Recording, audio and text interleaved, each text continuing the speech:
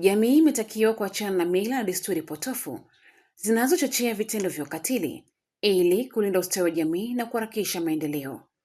Wito huo umetolewa wakati wa mafunzo ya siku 3 yanayoendeshwa na mtandao wa jinsia Tanzania TGNP, yaliyokutanisha viongozi wa ngazi ya kata wakiwemo wa serikali, dini, mila pamoja na wasaidizi wa kisheria na watu maarufu. Mafunzo hayo yanafanyika katika kata ya Kalenga, wilaya ya Iringa, yamelenga kuwajengia washiriki uelewa kuhusu uongozi bora na masuala ya usawa wa kijinsia. Akizungumza baada ya mafunzo hayo, mshauri wa afya uzazi na masuala ya jinsia, Dr. Katanta Simwanza, amesema mafunzo hayo yanawasaidia washiriki kuelewa kwa kina dhana ya uongozi bora pamoja na kubaini sababu zinazochangia kuongezeka kwa vitendo vya ukatili katika jamii.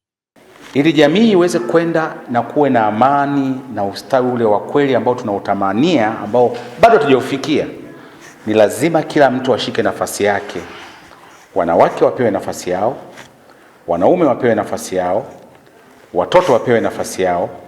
Na kwa kufanya hivyo, utaona katika masuala ya uongozi, masuala ya siasa, katika vyombo vya kutoa maamuzi, watu hawa wote wakishirikiana pamoja, changamoto ya masuala ya ukatili wa kijinsia, udogoshwaji na mambo mengine yote ambayo tunaona ambayo tusingependa kuona kitokea katika jamii yetu yataweza kuondoka kwa namna moja au nyingine. Asante. Gladness Amulike ni afisa ustawi wa jamii wilaya ya Iringa, amesema mafunzo hayo yamewasaidia kuboresha utendaji wao kwa kutumia mbinu mpya katika kutoa elimu ya kupinga ukatili wa kijinsia. Mafunzo haya yana chachu kubwa sana kwa ajili ya kutusaidia sisi wataalamu, lakini pia na viongozi mbalimbali ambao wamehudhuria hapa ili kuleta mabadiliko chanya au mtazamo chanya katika jamii na kupunguza vitendo vyote vya ukatili vinavyoendelea kutokea katika jamii zetu. Kwa upande wake, polisi kata wa Kalenga Corporal Edith Kayun amepongeza juhudi hizo, akisema kuwa zimeimarisha ushirikiano kati ya polisi na jamii, hali inayorahisisha utoaji wa taarifa za matukio katili. Tunashukuru kwa mafunzo haya kwa sababu kwa kiasi kikubwa yanaendelea kuwafunza hasa wa jamii, ukiachana na sisi jeshi la polisi, yanaendelea kufunza wanajamii waweze kuibua na kufichua vitendo vya ukatili katika jamii. Kwa tunashukuru sana shirika TGNP kushirikiana na sisi ili kuendelea kufanya wananchi waendelee kuelewa, kutilia mkazo kuelewa vitendo vya ukatili, kuweza kuviibua ili kuweza kupunguza matukio katika jamii yetu. Hawa hapa ni baadhi ya washiriki wa mafunzo hayo.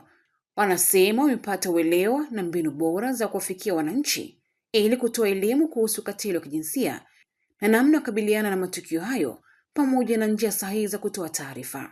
Kama kiongozi wa kimila, haya mafunzo nimeyapenda sana na yameweza kutuzindua mambo mengi ambayo yanafanyika kiukatili, ambayo mengine tulikuwa tunaona labda ni maisha, ni mambo ya kawaida.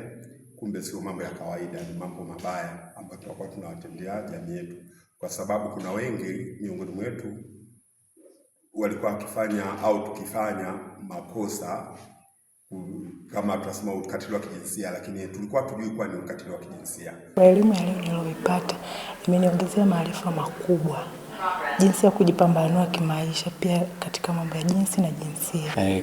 Kabla ya kupata mafunzo haya nilikuwa sielewi nini maana ya ukatili wa kijinsia, lakini tangia nimepata mafunzo haya naelewa sasa nini maana ukatili wa kijinsia na ninaweza kwenda kuelimisha jamii ili epukane na hili swala la ukatili.